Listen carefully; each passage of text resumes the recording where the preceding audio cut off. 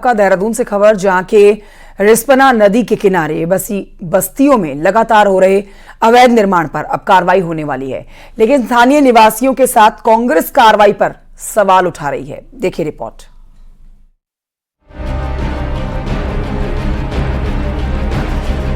देहरादून की रिस्पना नदी के किनारे बसी करीब 27 बस्तियों का नगर निगम सर्वे कर रहा है। निगम ने साल 2016 के बाद मकानों को अवैध मानकर बस्तियों से हटाने के लिए अपनी कमर कस ली है,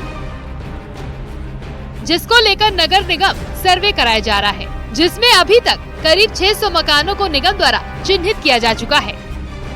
लगभग 600 स्ट्रक्चर्स उसमें बताए गए हैं। इसमें एक विधिक प्रक्रिया होती है जिसमें नोटिस इश्यू किए जाते हैं, लोगों को उनका पक्ष रखने का मौका दिया जाता है नेचुरल जस्टिस के अंतर्गत, और उसके उपरांत उसमें फिर विधिक कार्रवाई की जाती है।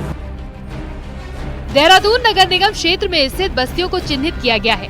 साल 2016 के बाद किए गए निर्माण नियम के अनुसार अवैध करार दिए गए हैं। वहीं नगर आयुक्त का कहना है कि एनजीटी के आदेश पर साल 2016 के बाद बने अवैध बस्तियों का सर्वे चल रहा है, जिस पर अब कांग्रेस के साथ बस्तियों में रहने वाले लोगों में आक्रोश देखने को मिल रहा है। हम कह रहे हैं जो सज्जनता की तरह से जो एक कानून के दायरे में जो काम होना है उस काम को करें, उसमें हमें कोई आपत्ति नहीं है, लेकिन जबरदस्ती किसी के मकान को तोड़ा जाए तो ये तो सहन नहीं होगा। अतिक्रमण के बीच में हम लोग आते हैं तो आपने वहाँ पर पानी क्यों लगाया, आपने वहाँ बिजली क्यों दी, आपने वहाँ सीवर क्यों लगाया, आपने वहाँ खड़ंजा क्यों बिछाया, आपने वहाँ सड़क क्यों बनाई, आपने वहाँ आंगनबाड़ी क्यों बनाया, आपने वहाँ पर सामुदायिक भवन, हैंडपंप, ट्यूबवेल क्यों लगाए। आपके पार्षद ने वहाँ पे काम किया, आपके विधायक ने वहाँ पे काम किया, सांसद ने काम किया, इरिगेशन ने काम किया, और देहरादून की नगर निगम में तो एमडीडी ने काम किया, सिंचाई विभाग ने काम किया। तो इतने विभागों ने अतिक्रमण जहाँ पे हो रखा था मलिन बस्तियों में क्यों काम किया। निगम ने करीब 600 अवैध भवनों को चिन्हित किया है, जिनकी रिपोर्ट 13 मई को एनजीटी कोर्ट में दाखिल होगी, जिसके बाद नगर निगम इन अवैध मकानों पर कार्रवाई कर बुलडोजर चलाएगा। न्यूज़ 18 के लिए देहरादून से सत्येंद्र बर्तवाल की रिपोर्ट।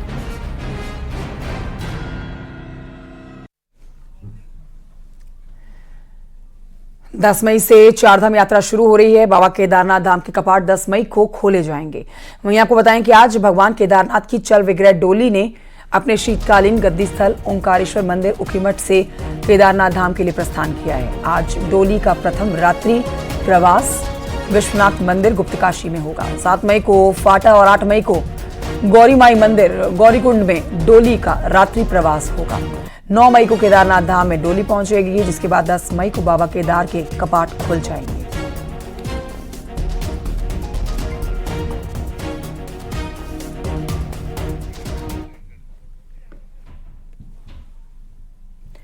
बाबा विश्वनाथ जगदीशिलिया डोली की 25वीं यात्रा 16 मई से शुरू होने जा रही है। 31 दिनों तक चलने वाली यह यात्रा 16 जून को गंगा दशहरा के दिन समाप्त होगी। यात्रा पूरे प्रदेश में चलेगी।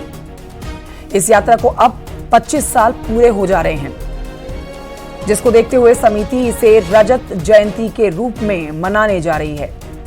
इसके अंतर्गत 11 सूत्रीय कार्यक्रम भी रखे गए हैं।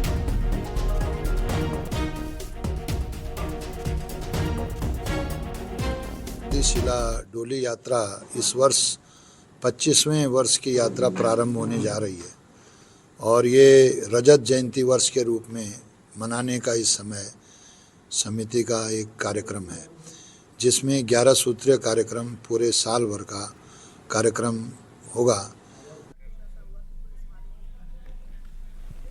पाकिस्तान में रहने वाले हिंदू श्रद्धालुओं का जत्था 3 दिन के लिए हरिद्वार पहुंचा है।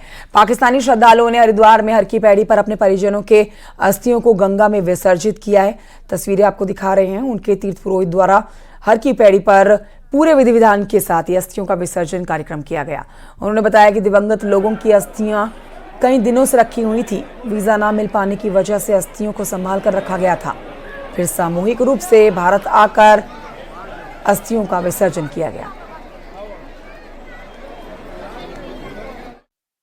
हम श्री नरेंद्र मोदी को ये अपील करते हैं, बेनती करते हैं कि जितने इतने आपने पुण्य के काम किए हैं, एक पुण्य का ये भी काम कर दो कि पाकिस्तानी सिंधी हिंदू यात्रियों को वीज़ा में नरमी करे, 5-5, 6-6 महीने 40-40, 30-30 हज़ार रुपया खर्च करके हम वीज़ा अप्लाई करते हैं, फिर भी वीज़ा नहीं मिलती।